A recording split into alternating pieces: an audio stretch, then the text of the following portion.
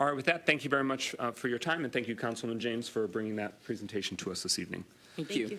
All right, we're at our third and final special presentation tonight. It's the American Rescue Plan Act, or ARPA, Funds Obligation Finalization Update from Ernst & Young. This is the final scheduled City Council meeting prior to the federal government's deadline on when the funds have to be obligated. Your City Council voted over the course of years in different initiatives, but the final batch of funding obligation took place earlier this month. So we now give the floor to the administration to introduce this evening's special presentation. Thank you. We first of all want to confirm that all ARPA dollars are now obligated. I do not see Brian Jarzynski of Ernst & Young here. I did text him earlier, and I've tried calling him. I know that having him back here tonight was raised while he was here last Tuesday, and he confirmed that he would be here. And our grants director also was aware that he would be here tonight, so I'm not sure why he's not present, frankly. Deputy Mayor, do you have any insights? Okay. So the administration is verbally relaying that all funds are all set and confirmed. We have reviewed copies of the signed memorandums of understanding to show that the interdepartmental actions have been signed based on Ernst & Young. That satisfies obligation for some, but not all. City Council still needs to see and sign agreements for the placemaking entities, the arts and culture entities. We have not received that, so we cannot yet verbally confirm and independently confirm that that box is checked.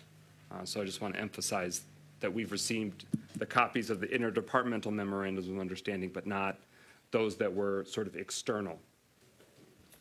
Yeah, we can follow up with Ernst & Young on that. My understanding is that Ernst & Young verbally told us, and we'll confirm this and have him indicate this in writing to City Council, that signing the interdepartmental memorandum regarding placemaking and arts and culture satisfies the legal obligation of those grant dollars, but we'll follow up with him. I thought he would be here tonight.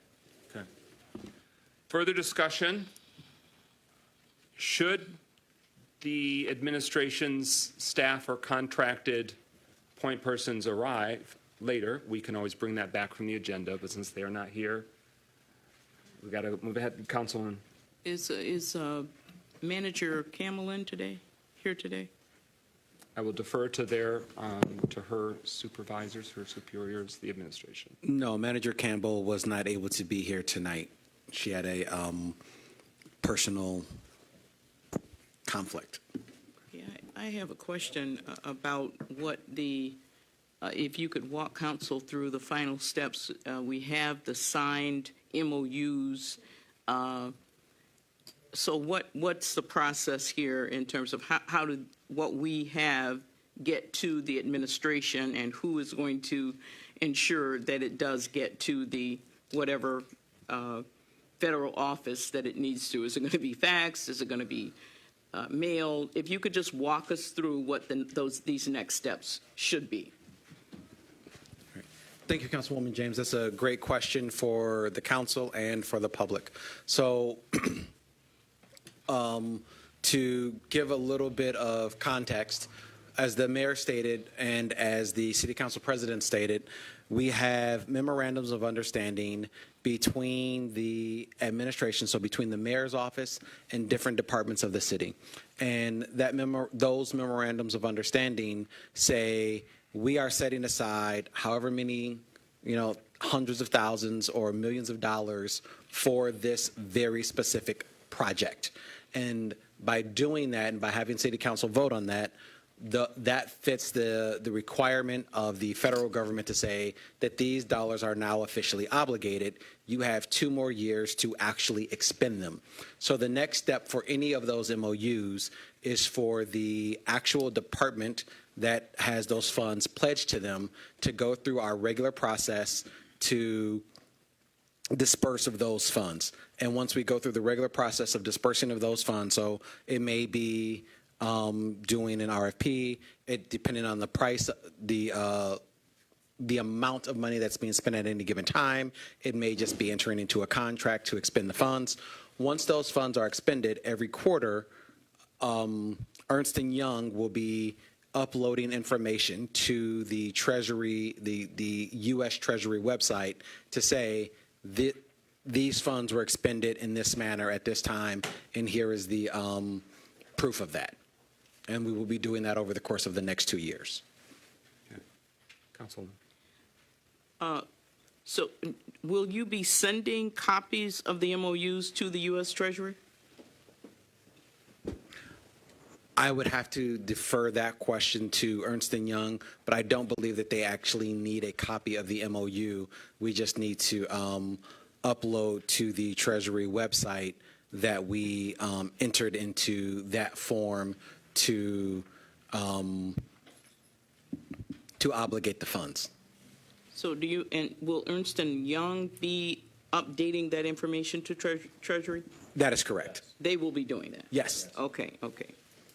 That's what I'm trying to get a handle around. Who is going to? So will that include the contracts that are included? So because the MOUs were not the only thing, there were also some contracts. So will all of those items, everything that we've seen on their spreadsheet, they are responsible for uploading that to the Treasury website? So that is correct with a slight caveat. They are required to upload to the Treasury website whatever documentation the U.S. Treasury requires in order to verify that the funds were spent. So before we had Ernst & Young, for example, there were some reports that the city had made, and there was not a document that we were required to upload. It was a drop-down menu of where was the money spent, how much of the money was spent, and, we answered questions.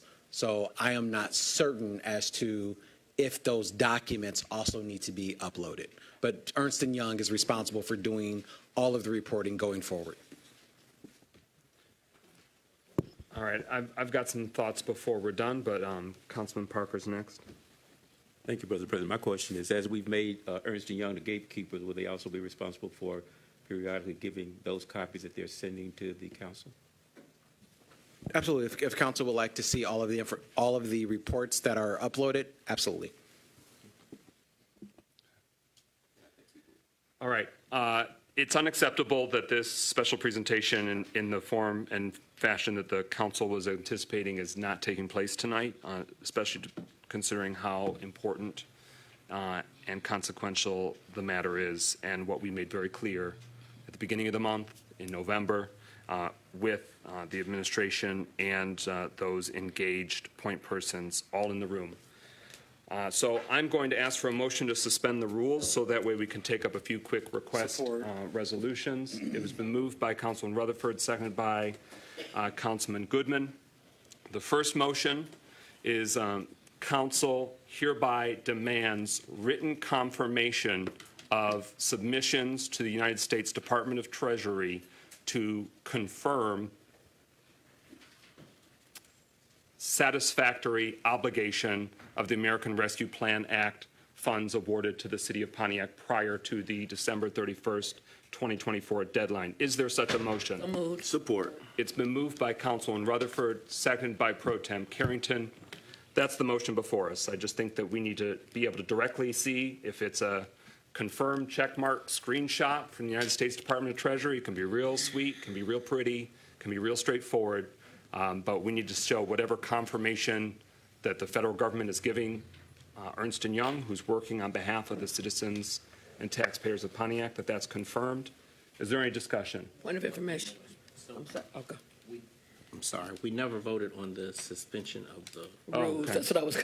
All right, so it was moved and seconded. Did we suspend the rules? Right. Is there roll call, Clerk Doyle, on the motion to suspend the rules to allow resolutions not on the agenda? Jones, Yes. McGinnis, Yes. Parker, Yes. Rutherford, Yes. Carrington, Yes. stepped out, James. Yes. 6 yeas, no nays. The motion carries. The rules are suspended. It's been moved by Councilwoman Rutherford and seconded by Pro Tem Carrington for that motion that was just read. Is that true? Did I? Yes. Okay. Is everyone clear on the motion before us? Councilwoman Rutherford, you have the floor. So I'm wondering, I just want to make sure I understand. does this put any of the money that's in the inner departments at risk? And the reason why I'm asking this is because the transparency that we've asked for, we still haven't gotten. So I'm worried about the arts, and I'm worried about the money we've already placed for, such as for like the church. We gave $160,000, La Familia. Does that put any of their money at risk?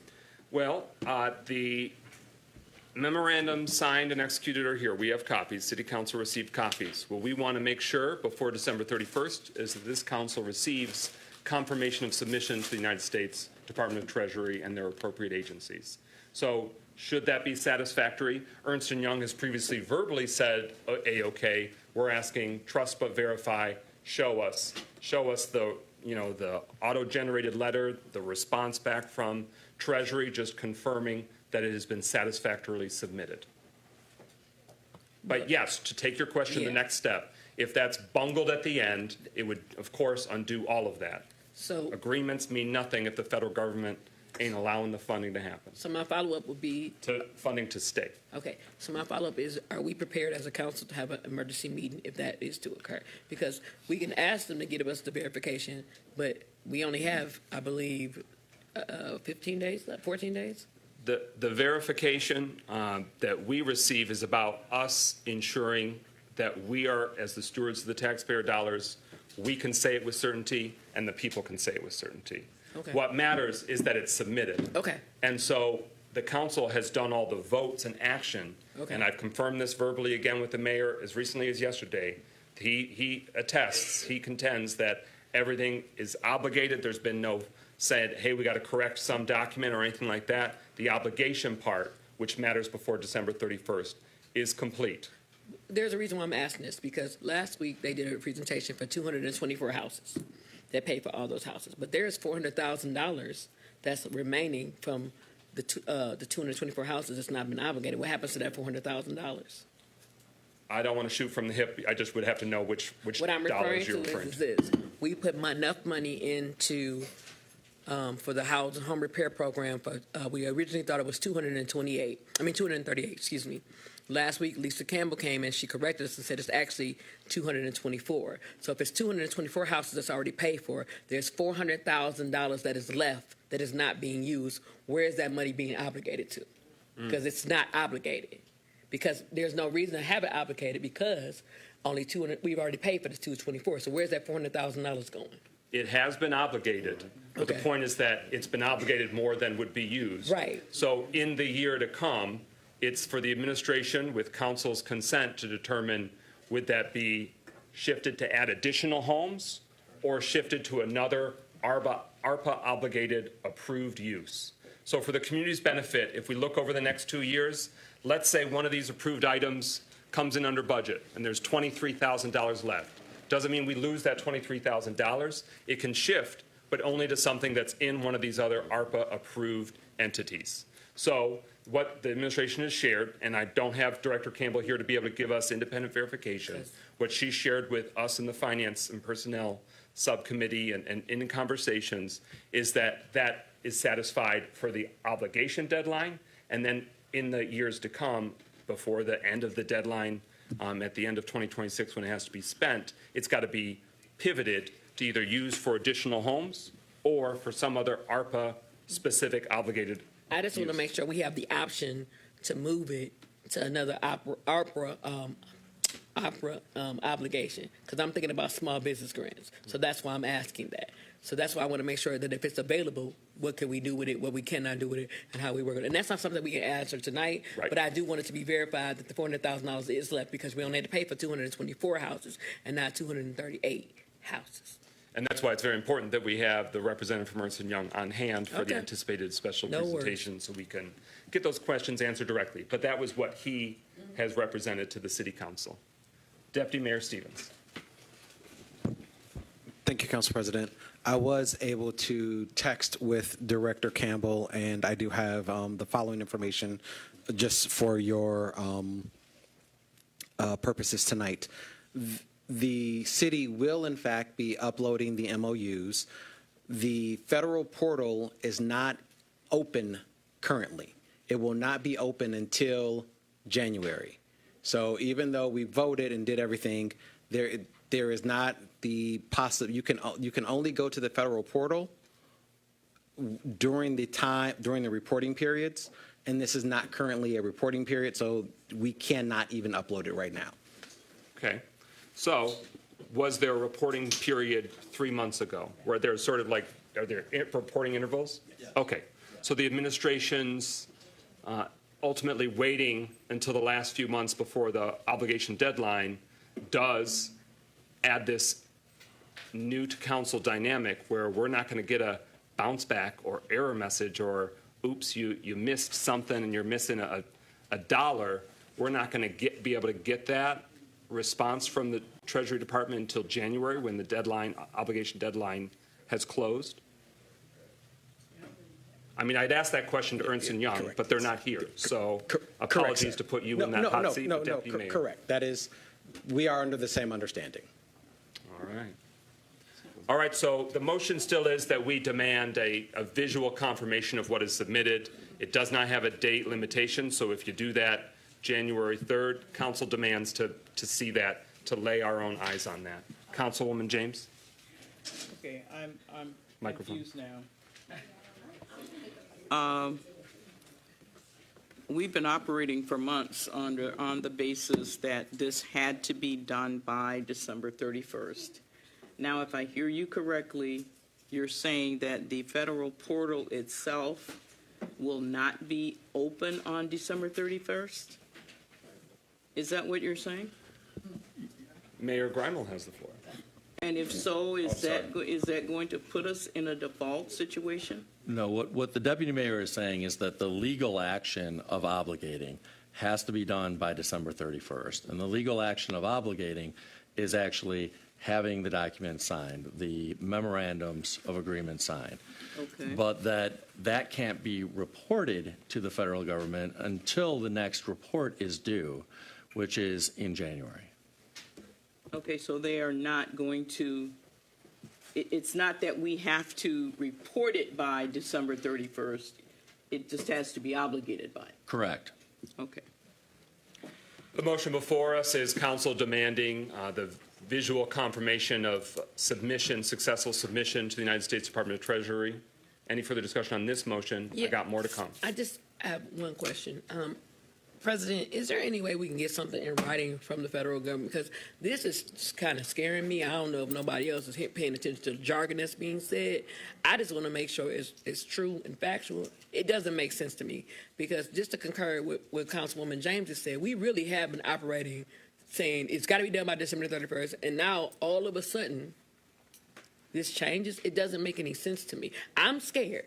I'm just being transparent. It don't make no sense to me. The math ain't mathing.